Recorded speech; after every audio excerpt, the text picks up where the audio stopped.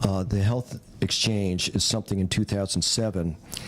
Pipkin and then Addie Eckert on our side put a bill in for a health exchange, and we get criticism from our side now because I was asked to co-sponsor and to come speak on it because it's an issue I know very well. Dr. Bob Moffett, who designed the first ones at Heritage Foundation, was more a free market model. What we're doing right now is more too many. We already have more mandates on healthcare than any other state, and now with the federal, we're adding on top of that.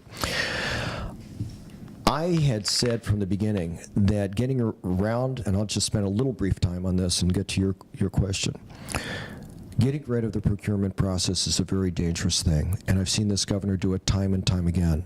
The movement of DHCD from my county out to Prince George's, I stopped that because I saw that Carl Williams had tax liens on his property, owed back taxes, and yet was giving a big donation to the governor for his campaign when the governor was promising to move that out there, move a department out there.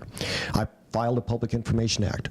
I don't know if you know, Andy, the day before we were supposed to go look at that and photograph all the paper we wanted to see, the governor decided to withdraw that and then put it to RFP.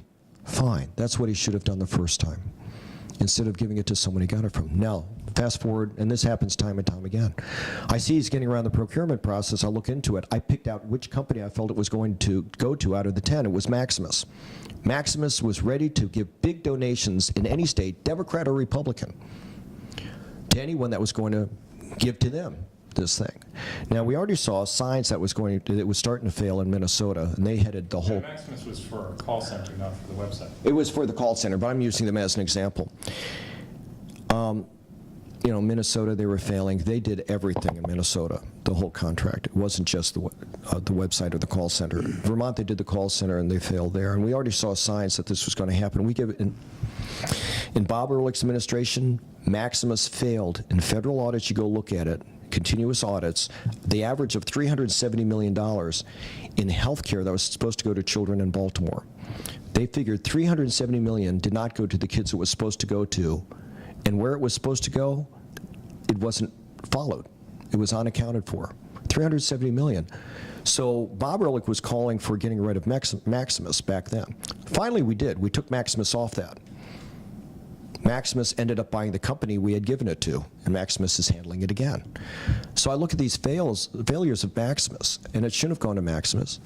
And I don't want to get into this topic, it's not the main reason, but immediately after they got the contract, a week later, there were donations going to the governor, and $12,500 to him for his presidential PAC, and then also $326,500 followed him to the Democratic Governors Association. You know, because he wanted to prove he could bring the money, you know, if he became the head. And, you know, I'm uncomfortable with that. You can just talk about, you know, appearance of impropriety. I just don't think it's done. We need to go through procurement processes for that reason. And the Board of Public Works was the last one we had, and they bypassed Board of Public Works. And Peter Francia was there ready to ask the questions. I think that's important to do. And so what do? It's not proper vetting. We're giving it to people that are unqualified. And I think that's a problem we have. You know, if I'm going to be this chief economic officer for the state, I'm going to make sure it's done right. You know, there's something you can't teach, but if you have a private business, you learn it very quick. Money is supposed to go. Make sure money goes where it's supposed to. It bugs me if it doesn't. Make sure there isn't waste. It bugs me if there's waste. And make sure it gets results. If it's not getting results, you have to change the model. We don't seem to follow that basic principle in state government. And I will bring that as a business person. It's important to do. So quickly, one thing I wanted to not drop is, would you continue the policy of the Medicaid expansion that the state? Yeah, I have to look at that. I think it's expanding at such a great rate that it's you know, they talk about how many people have signed up. And the number is very small as a percentage.